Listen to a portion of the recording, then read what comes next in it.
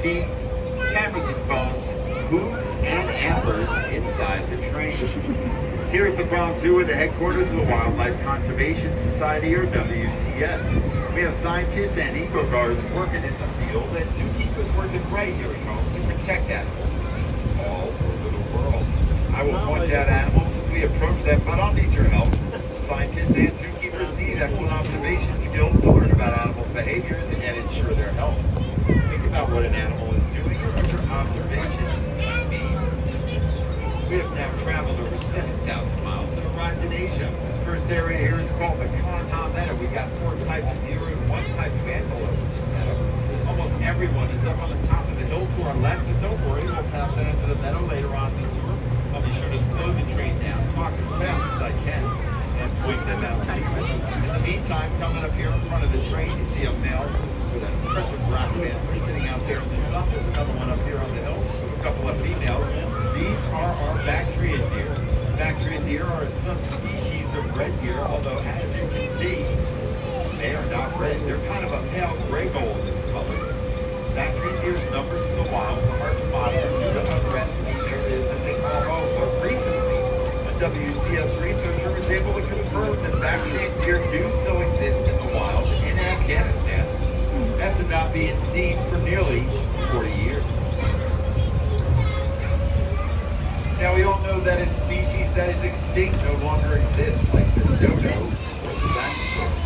The next animal we're going to see was on the verge of extinction. In fact, the Mongolian wild horse, or Przewalski's horse, was extinct in nature, meaning it could only be found in zoos. But recently there have been some reintroductions of the Mongolian wild horse to several areas of Mongolia and China, from herds right here in North America and Asian zoos.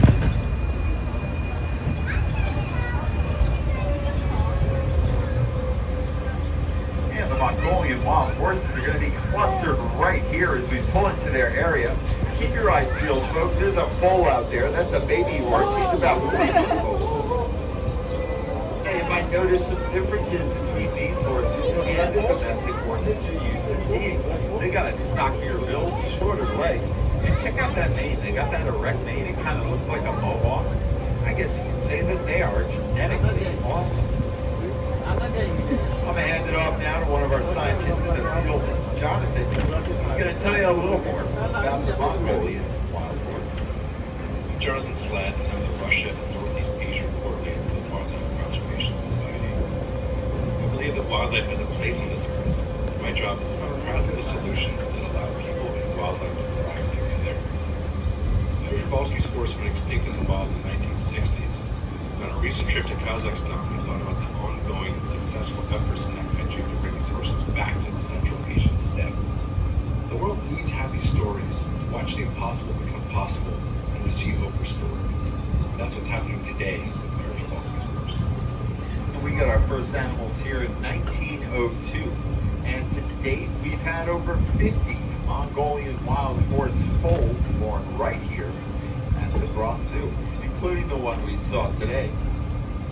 Now at first we did not know if that foal is a colt or a filly, that's male or female. Over the last couple of weeks it's become fairly obvious. We have a little colt on our hands.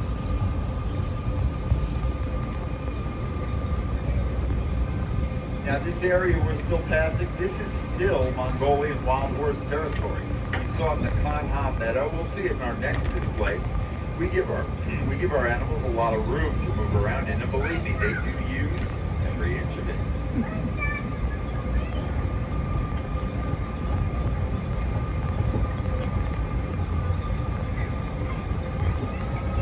Now we'll have no problem spotting our next animal, as they are the world's largest wild cattle. I'm talking about our gaur. That's G-A-U-R, gaur, also known as Indian bison. A male gaur can weigh up to 2,000 pounds. That's as much as a small car.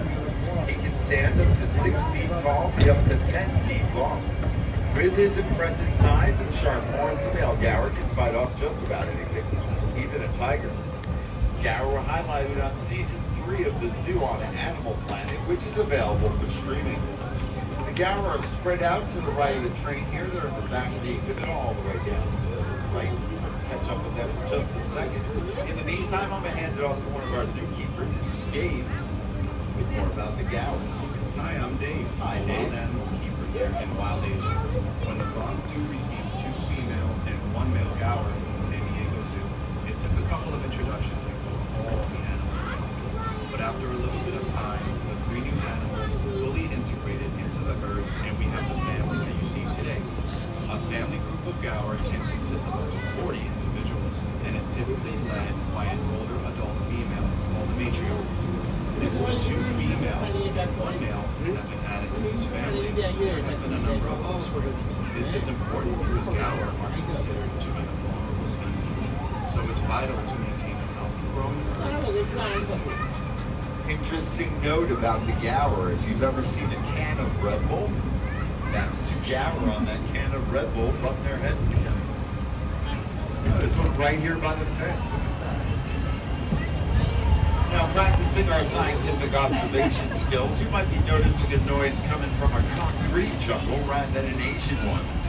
It's easy to forget that the Bronx Zoo rests in the heart of an urban environment, but that noise you hear behind the train right now is traffic on the Bronx River Parkway.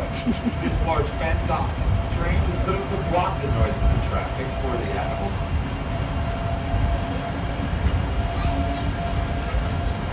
And as we come around this curve and approach the end of the fence, I want to thank everybody for their cooperation so far. I seriously do appreciate it. But I do need to remind everybody to please remain seated. This would be an inconvenient enclosure to fall into, as we are now on the lookout for a tiger. Tiger stripes provide excellent camouflage, so they're often difficult to spot. Even professional researchers will have trouble spotting them in the wild. But I've had no trouble spotting our male on board tiger. That's Anakin. He's lying back there behind the rocks in the tree there. There's 2 types of tigers we have here at the Bronx Zoo, Malayan and Amur. Amur is the larger of the 2 species, also known as Siberian tiger. Now, tigers are solitary animals, live alone in the wild. That's why you'll see only one of them in this exhibit. He's got all this area to himself, and that's just the way he likes it. Tigers hunt a variety of different animals, both from medium-sized deer and wild boar. A tiger will gorge itself on a fresh kill, eating up to 40 pounds of meat at one time. That's the equivalent of 160 hamburgers in one sitting. Show of hands, who thinks they can eat 160 hamburgers in one sitting? We got some brave folks here on the train. I'm personally tap out after 2. After a meal of that size, the tiger will usually not eat again for several days. You can see more tigers here at the Bronx Zoo by visiting Tiger Mountain. Have a nice afternoon, and may the force be with you. And as we bid a fond farewell to Anakin, we'll be passing through the back of the Gower exhibit. Have a look at the top of the hill here. You might catch another glimpse of the Gower.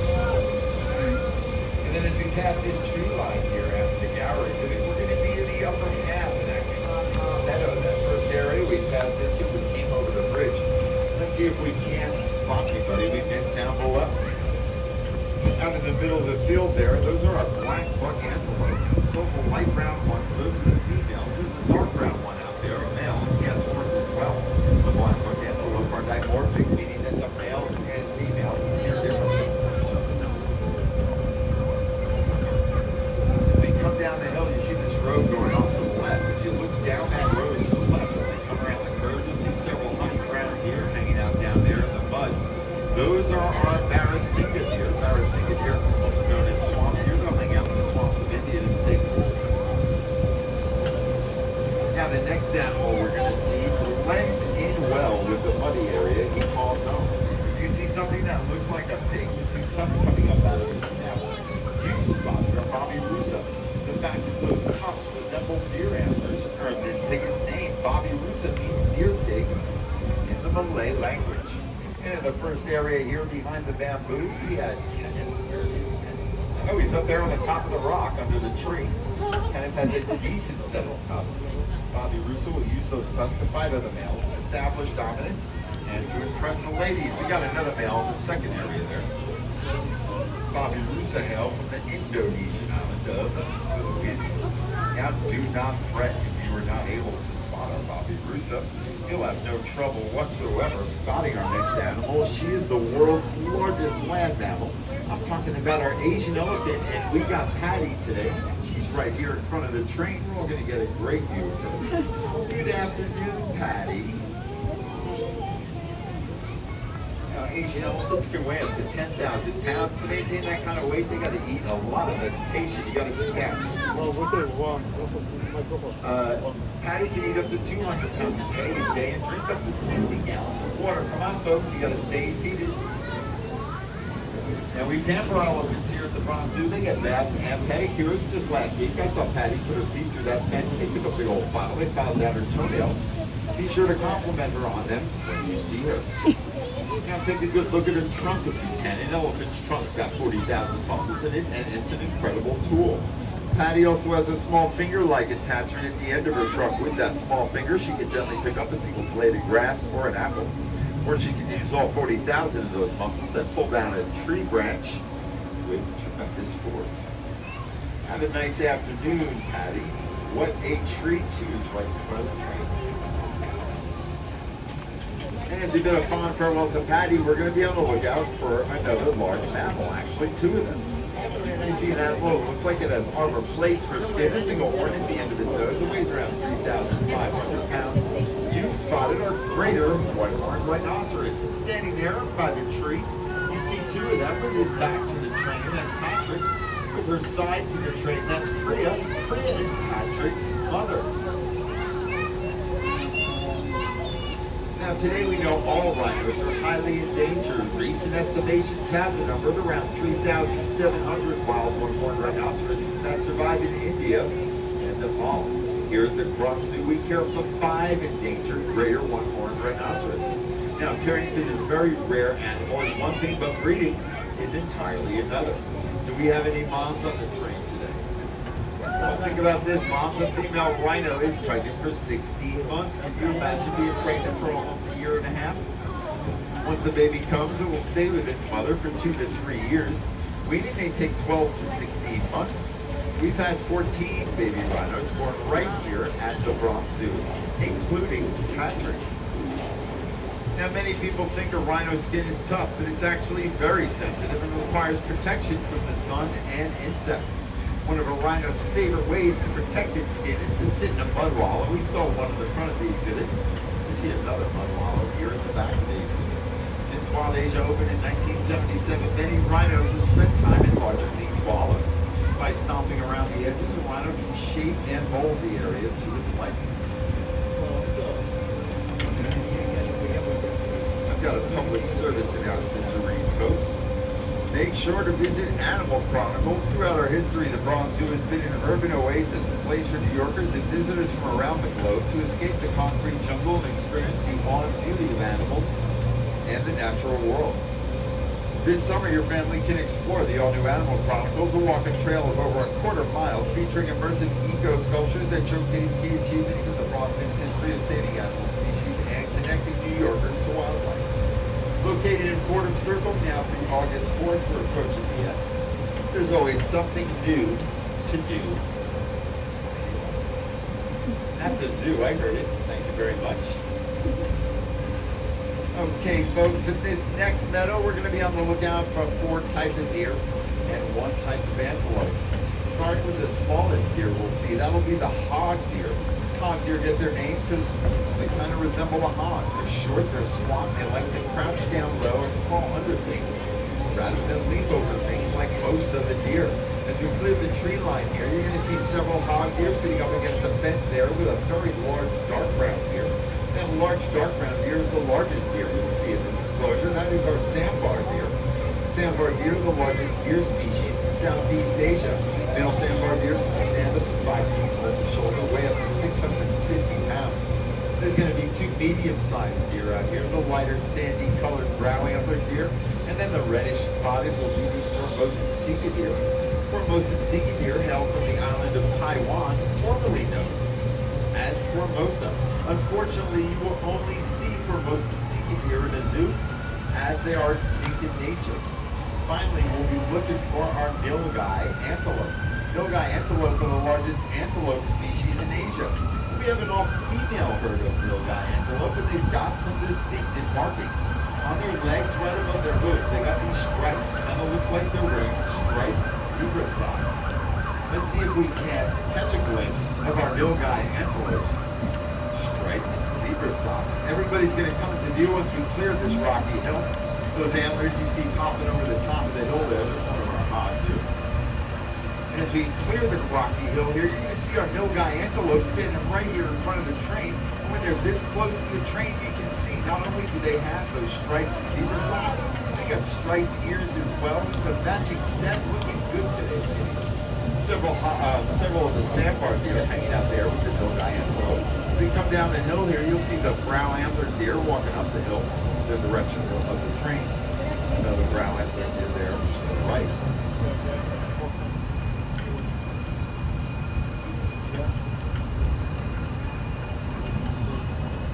Now it might be hard to spot our next animal. At less than 40 pounds, the Chinese tufted deer could be easy to miss. The tufted deer get their name for their distinct tufted hair on the top of their heads. And there's one right back there sitting in the leaves looking like a rock. That's not. That's a full-grown deer, folks. That's not a baby. There's another one over here in the shade. You can see it standing up. And I'm getting excited because we have not seen a lot of these guys this summer. They've been very elusive. The male of the species also has tusks, kind of like the Bobby Russo. These deer, the nickname vampire deer. Now, as I said, they've been very elusive this spring. We've not seen a lot of them. And these beautiful little deer are very rare in zoos outside of China. We're lucky to have them here at the Bronx Zoo. And considering how elusive they've been, I'm feeling super lucky. We got to see at least 2 of them today. And as we come around this curve, get your cameras ready. We're about to be at the highest point of our ride, 35 feet over the Bronx River. Thousands of commuters cross this waterway every day, but underneath our highways and our elevated tracks, the river rushes along, providing a habitat for ducks, turtles, fish, and migrating birds. If you look downstream, you can see the bridge we came over to start the trip. If you look carefully in the water, you might see the outlines of fish or turtles. There's definitely turtles there on the left side of the sandbar. Now, the rocky terrain in this next area is a perfect environment for our next 2 species. We're looking for our mountain goats. We've got our Himalayan tar and our markhor. I've slowed the train down, folks, because when we pull into the area, look down and then look across. You'll see at the base of the tree a male markhor, and then about 6 feet up in the tree, you're going to see another male markhor. These guys can jump up to 6 to 8 feet straight up in the air from a standing position. The only way to get up and down out of that tree is to jump. Now you can see those are male markhors. They are easy to spot. They got those long curly horns. They got a mane of hair around their neck and a chin that kind of resembles your monorail piece. The female markhor also has a hairy chin, but she does not have that mane of hair, and her horns are much shorter. There are also several kids in the exhibit, kids with baby goats. There were several born last season. As we come around the curve here, you can get another glimpse of that goat up in the tree. Now, all these animals have a small pad on the inside of their hoof that give them excellent traction on the rocks, and they are excellent rock climbers. They're also excellent jumpers, as we saw. They can jump 6 to 8 feet straight up in the air from a standing position.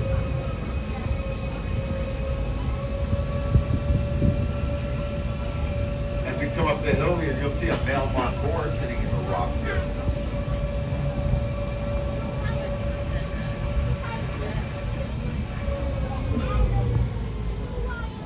I've gone ahead and slowed the train down now for the last exhibit on our tour. Yeah, folks, so we have normally some red pandas to see. He's out there, actually. He's under the train. Many people are fascinated by the color of their fur. So you come around the curve, you'll see him. In Nepal, the red panda is known as hun ho, which roughly translates to firefox. The Chinese word for red panda translates to small bear cat.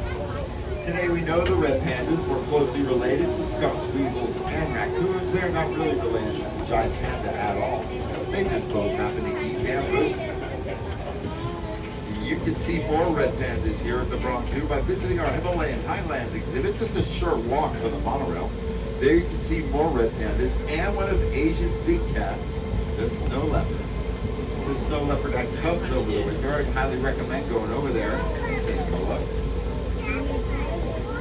But sadly, As we round this bend, our journey is almost to an end. You heard from some of our animal experts here and in the field, and you tried out some of your own science skills while on this ride. We hope you've been inspired by what you've heard and seen today. Remember, the Bronx Zoo is part of the Wildlife Conservation Society, or WCS. In addition to managing 5 parks in New York City, the Bronx Zoo, the Central Park Zoo, the Queens Zoo, the Prospect Park Zoo, and the New York City Aquarium, the WCS also has scientists in the field of more than 300 sites in over 60 countries. Now, folks, we are not yet back at the platform. I see in front of us that there's currently a train occupying the platform. Until that train pulls out, we're going to have to wait back here. I want to thank everyone for their cooperation today. I seriously do appreciate it. Now I'm going to ask for like maybe another minute, maybe 2. We're going to wait here for them to clear the platform. Once it's clear, we'll bring you guys there, get you unloaded, and you can continue your day here at the beautiful Bronx Zoo. But in the meantime, this is just a brief stop. I'm going to ask everybody to please sit tight. Young man, you got to sit down. Thank you.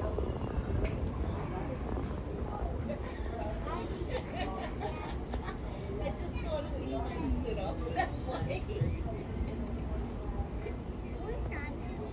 Why are we stopping at the wall? Because they're trying to keep it tight. I know, baby, because there's a train in front. I said there's a train. Yeah, when You saw a bunch of animals today in Wild Asia. All those animals you saw have a dry, warm place. Actually, this time of year, I like to make it a dry, cool place to go every night. That actually goes for all the animals you'll see in the zoo. There is, however, one exception. The sea lions over at Zoo Center, they're out there 24 hours a day, 7 days a week, 365 days a year. Now, I have a theory about that. They're supposedly, air quotes, California sea lions. I think they're actually Bronx sea lions. They're tough enough. They can take care of themselves. That's why they can stay out all night.